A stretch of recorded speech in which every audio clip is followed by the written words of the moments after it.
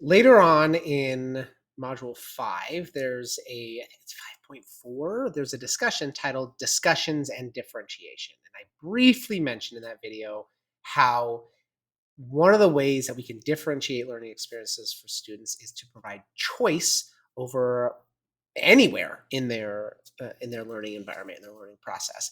On this page, I gave you 5 different places in which you can provide choice. So product, I'm looking at my notes over here, product, place, path, pace, and time. And I gave a brief description over each of those. I also am always very quick to point out you would never give control to students or choice in those areas over all of them at one given time. One, maybe two. Choice over everything, control over everything, that's chaos. In this case, we're going to talk about path, where students go to consume their learning.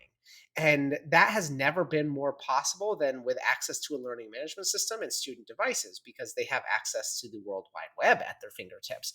And so our role as teachers shifts from the holders of knowledge to the facilitators of learning, right? This has been around for a little while. And that freaks a lot of people out because there's also a lot of misinformation on the internet, right? So giving students structured choices over the path of their learning is very important. So there's one very easy, simple way to do this with your students. So I like to create a page,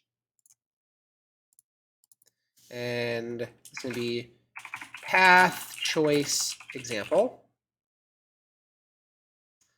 Then on this page, the way I can give them choice is I can go and find multiple resources. And I like to do these in different types of media. So maybe I say, choose one of the following, right? Like you would add all kinds of directions in here, right? Set this up like we do any other lesson. But then you say, choose one of the following. And I would just put this sucker in a bulleted list. And I'd say, maybe you're going to choose to read this article. And then I give them the estimated time it would be to read this. So maybe you're going to be 15 minutes to read.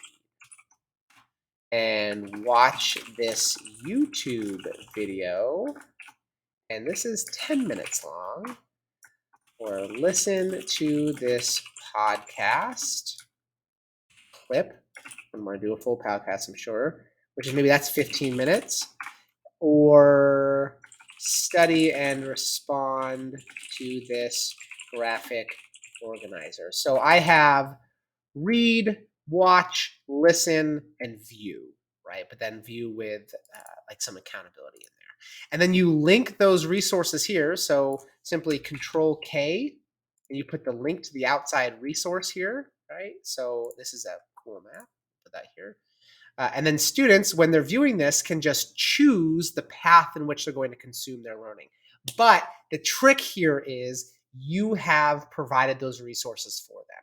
The other way that you can do this is you can say, go find an article and post it to a discussion, right? So they can choose where they go on the internet, and they've got a little bit more control, a little bit more freedom. That one is up to you. This is just a quick way to provide choice over path of learning.